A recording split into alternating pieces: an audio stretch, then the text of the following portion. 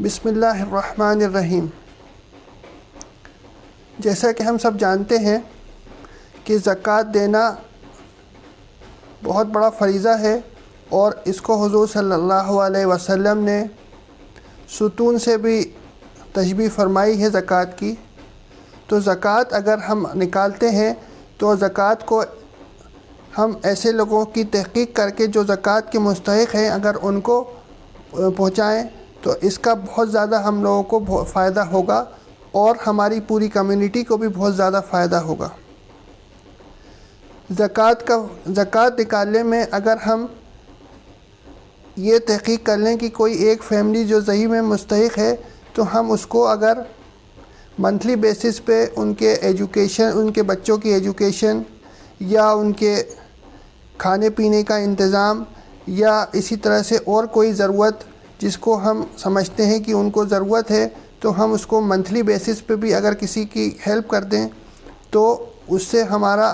ایک فیملی اگر ایک دوسری غریب فیملی کی مدد کر دے گی تو اس سے پوری کی پوری کمیونٹی میں چینج آنے لگے گا۔ اس کو ہم لوگ حضور صلی اللہ علیہ وسلم کی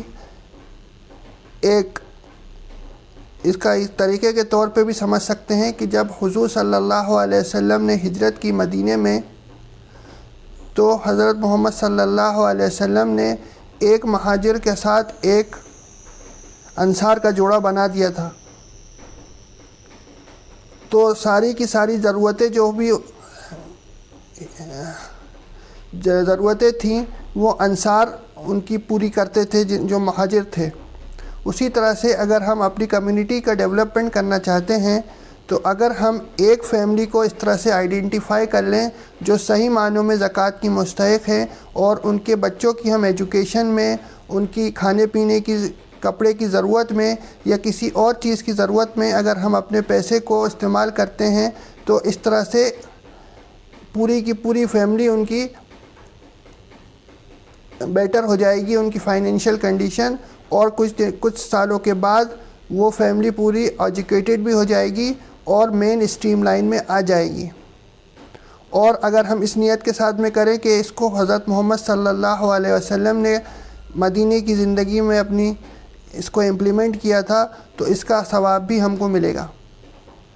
تو ایک تو ہمارا